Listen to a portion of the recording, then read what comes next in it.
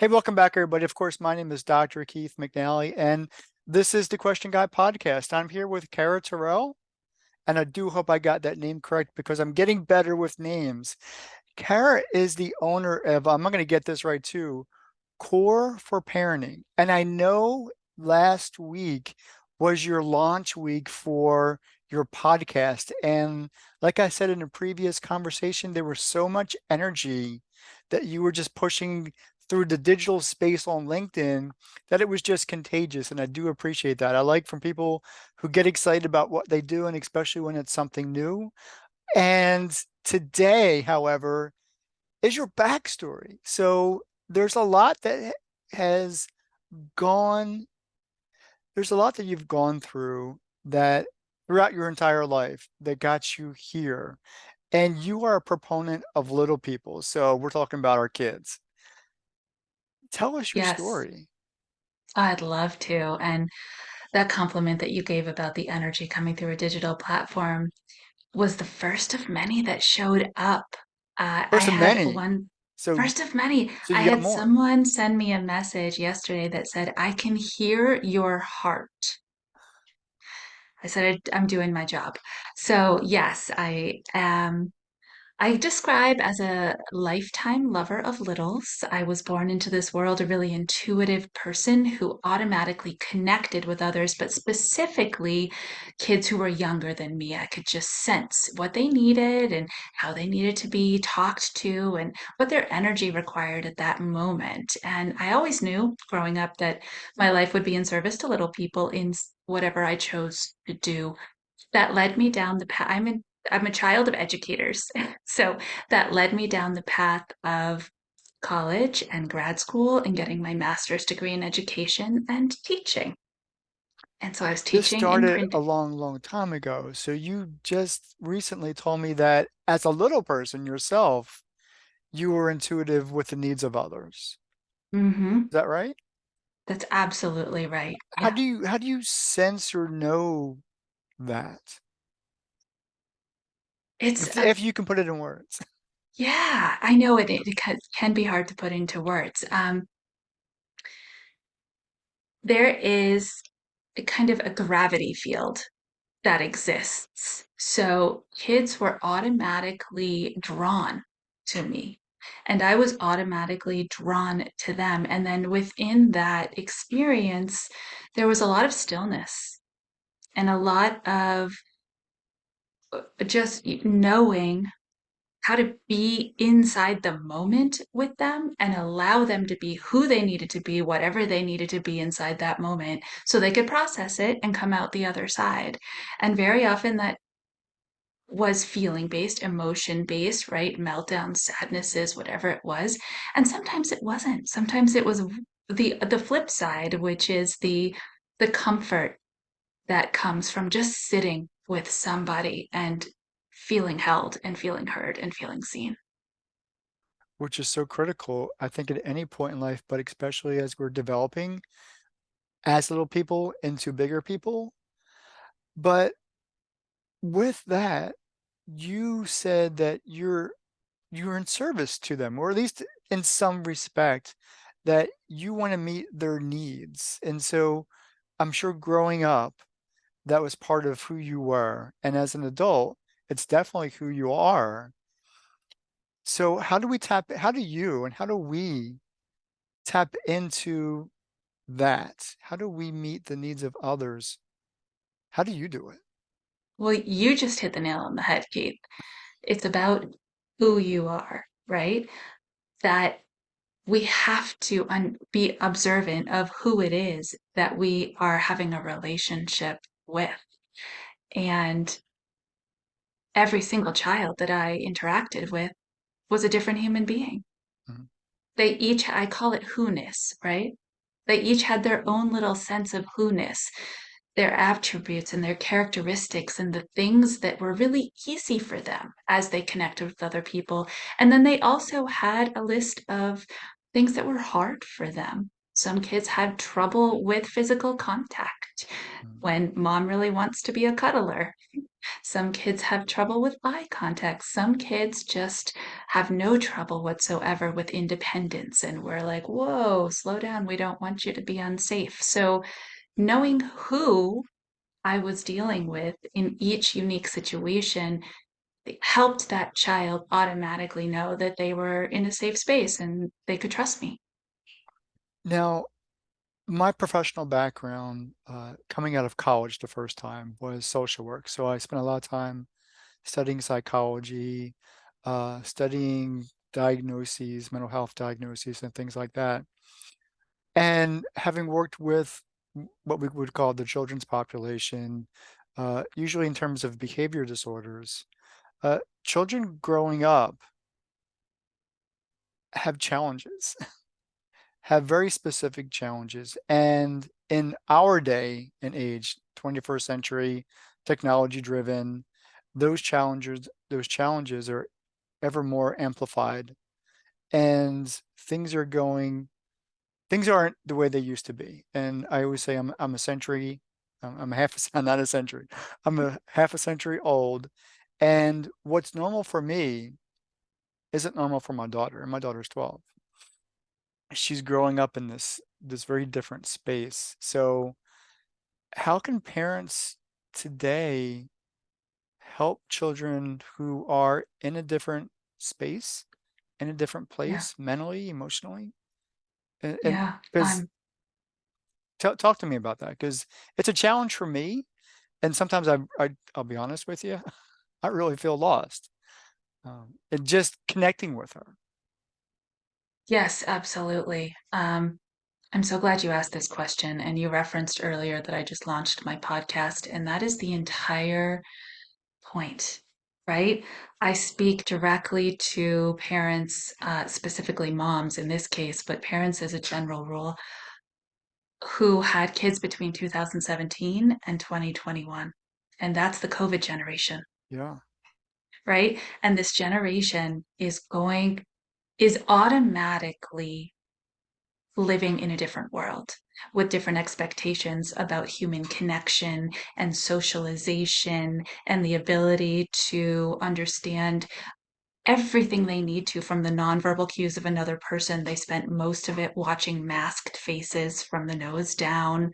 Um, it's a totally different world. And so the way that we are going to hijack what's happening around us is by choosing intentionality as parents, intentionally creating opportunities that there is no tech for 10 minutes or 15 or 20, that we are having conversations that have give and take, question and response. There's engaging happening that I call it my collaborative parenting methodology, right? That we're collaborating with our kids, not just in the relationship that we're developing with them, but knowing the skills that we want them to take out into the world that will help them be strong, independent human beings who are successful in every way and can add value.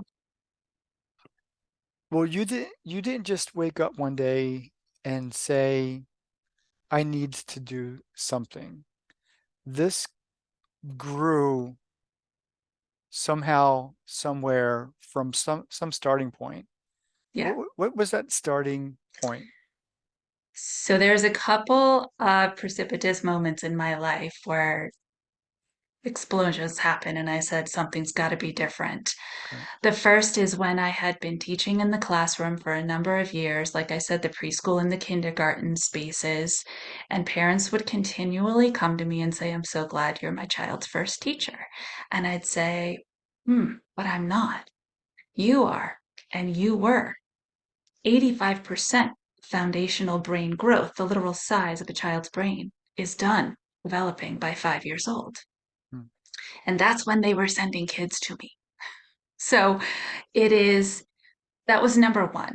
I kept listening to the science and I kept listening to the statistics, which told me that only 4 out of 10 kids in every kindergarten class were coming to school actually ready to learn in all areas of the classroom. And I said, something's got to change. Wow. We have to start 4 out of 10? at the beginning. Really? That doesn't sound like a good number. No, when you take the stats and you match them with the science, it is definitely not something that we want to continue moving forward with. So I left the classroom and I had this methodology, this core four parenting concept of like tending to the psychology of that human connection while teaching the skill sets that they needed in order to be successful learners when they went to kindergarten. And I went back to nannying. And I had tween girls at home who were 9 and 11 at the time. So I was taking care of infants and toddlers while also raising teenagers. And I realized, oh my gosh, they are essentially the same person in different phases and stages of their life, but it's the same core methodology to help them get through those massive learning leaps at both stages. And so I spent 9 years divided with two different families, helping them raise their kiddos until they went to a program at 3 or 4 years old. And then 2020 hit, and I said, that's precipitous number two. Mhm. And I said, it's time. It's time to take this to the world because the world is suffering. Parents are suffering and they are overwhelmed with the new way that they are expected to parent based on the based on COVID. So I already said that I have trouble connecting with my daughter. So I'm going to ask this as a blanket statement. Mhm. Uh, what do you find to be the most challenging aspect of parenting, of being a parent, of parenting, Mm. to this generation, this COVID generation? May Is I the is ask how old your daughter is? 12. She'll be 12, 13 right. actually in 2 months. Ah, okay. So you're literally in the tween two teen Yeah, I'm in that space. I'm in that stage. Um, what do I find to be the most challenging? I have that question right? Just based on the experiences you've had so far. Yeah. That parents have. That parents have. Yeah, in raising their children in what you've now called, the COVID generation. What's what's Mhm. what's the challenge? So parents are reporting that their children are have very, very little, if none, no flexibility and patience. Hmm. I don't, yeah, And really? that Wow. means explosion after meltdown, after tantrum, after meltdown, because Wow. they don't have the skills they need to withstand the expectations that are being asked of them. Parents are also reporting that they did the best they could, and they absolutely did, right? Parenting through the pandemic was one of the most stressful things that anyone could ever do. So we reached for things to help us get through as tools. Hmm. And they're reporting that their children now have, class one tech addictions because technology was used as a soothing tool because parents had to get other things done while everybody was locked down at home. Now, there's a second part to the question that you didn't ask, and it's the teacher's perspective. Because remember, these babies that were born during the pandemic are now 3 and starting preschool. Hmm. And so in preschool, they're seeing quick to anger, frustration, can't sit, can't attend, doesn't understand what emotion they're feeling, can't label their emotions. And then because of that, inability to respond appropriately to someone who is pushing their emotion buttons. It's a And lot. I I give you a lot. no, but I concur because even out here in Virginia, talking with during that time, we also had teachers were just kind of fed up with everything. I don't think it was just COVID, but it was the whole school structure, school system. And so they were leaving, they were quitting. And they were also reporting that when we returned to school, when we returned to the classroom, that entire year was lost. And so Yeah. even though they may have been, for example, in second grade, academically, socially, emotionally, they were barely in first grade. They were barely at that previous level. Yeah, I like to think of it as a visual aid as a plateau. Wherever your child was when the shutdown happened, there was social, emotional, interpersonal, and cognitive plateau. Pause button got hit and it just kind of flatlined for a while. Mhm. And so that reentry, one of the things that I say publicly is that I think that the education system has to reassess what the expectations are and adjust. Like milestones are not being met. Okay, so let's reassess. Mhm. Let's look at what milestones we need to work backwards to master so we can then move forward again. And those are not just cognitive. The COVID generation is late to talk, they are late to walk, they are late to potty train. It's all the physiological pieces that are affected too. Mhm. You have the advantage of being both a parent and a teacher in the classroom because you said you were at a time. So I was. you have you have that dual expertise to identify these things. If somebody were to say to you, well, how should we move forward? Either at a school system level, at a family level, at a global level, and that may be a far stretch. What are some of the initial steps that we should take to kind of put our young people back on track?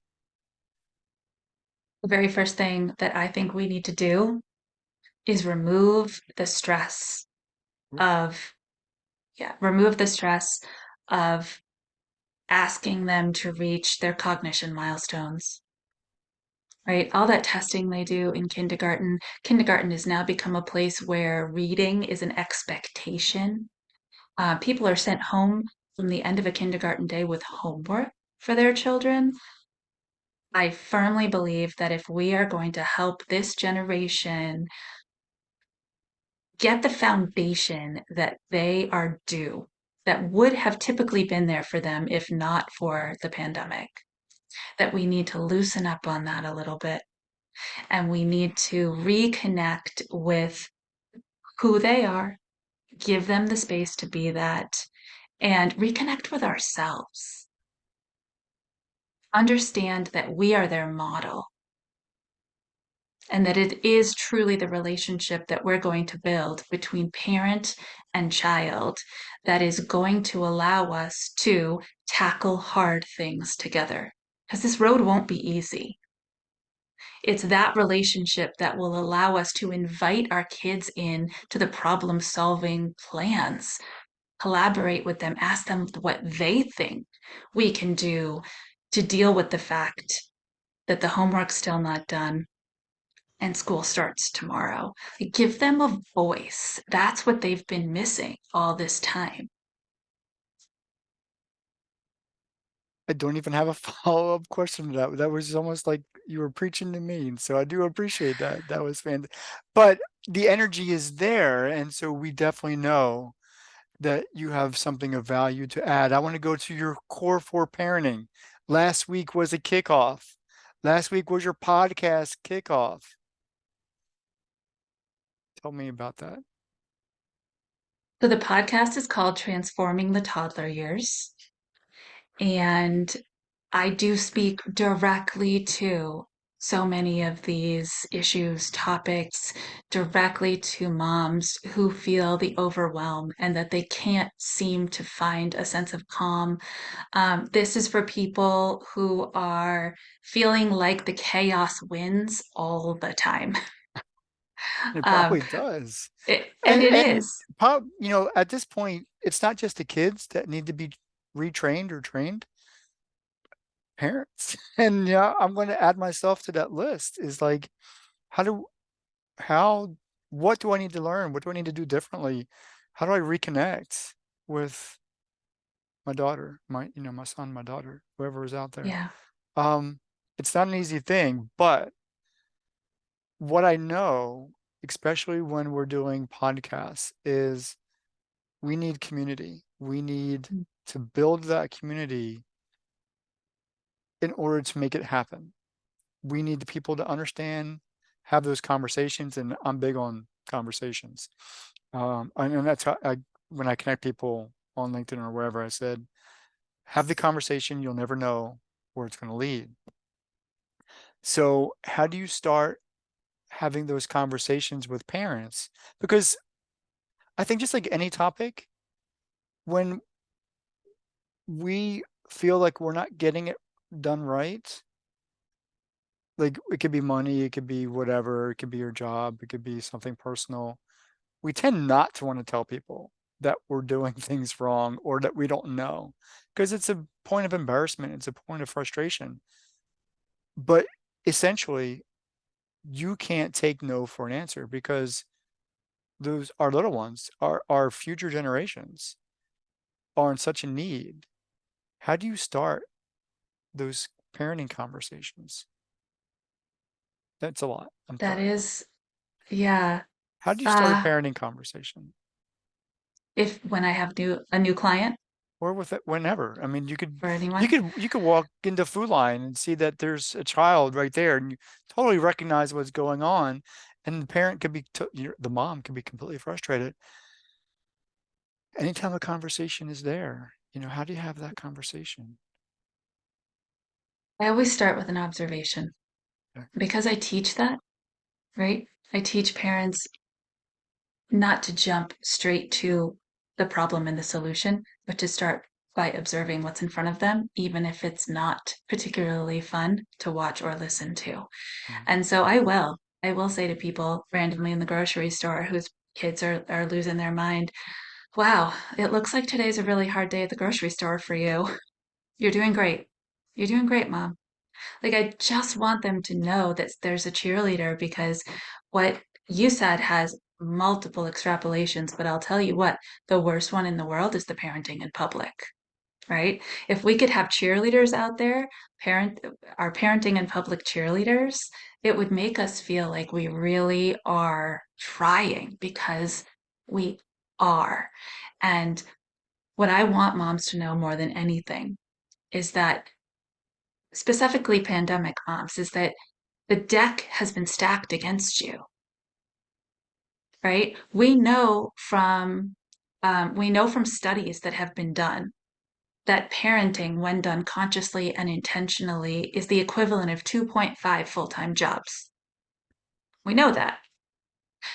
So you have to elevate that number even more because now you have a generation of kids who needs you more, who needs you to hold space for them more, who needs so much more from us in order to recover lost milestones and move forward towards being a holistic, well rounded person who can tackle things independently. Because I predict that's the next, we're just starting to see at the tip of the iceberg of the ramifications that are coming, the long lasting ones. And I think the next one we're going to see is inability to be independent from the trusted adult who they spent all that time with in lockdown.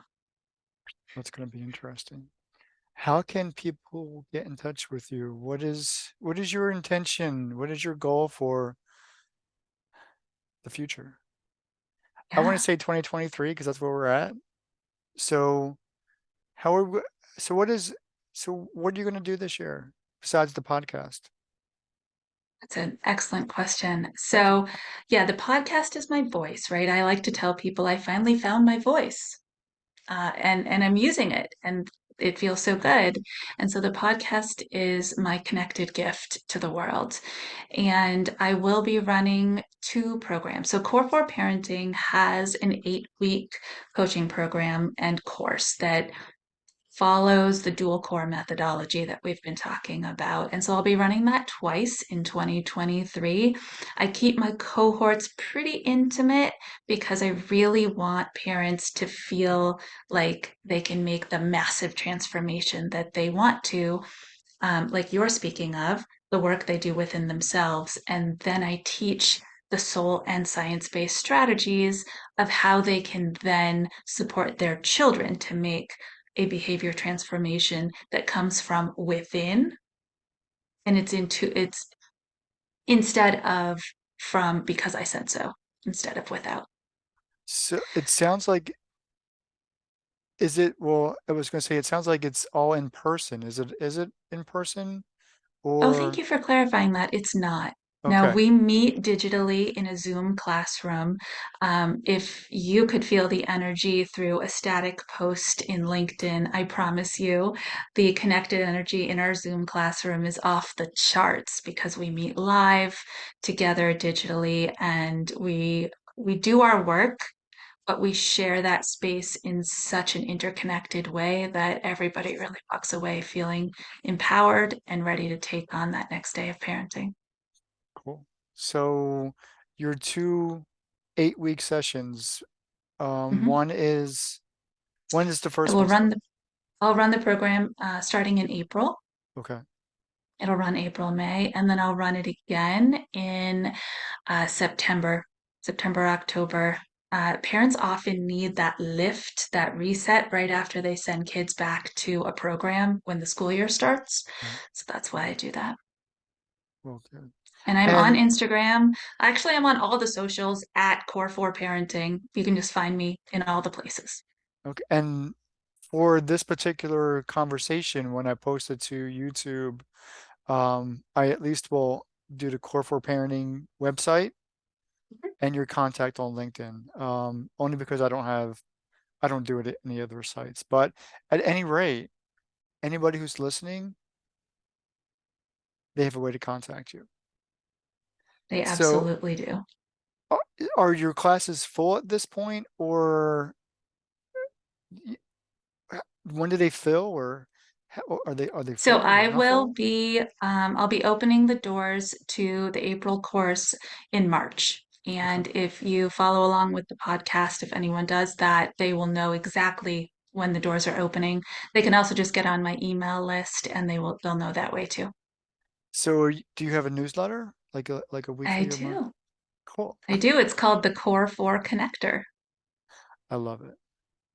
Goes out every Thursday at 11 a.m. Cool. I love it.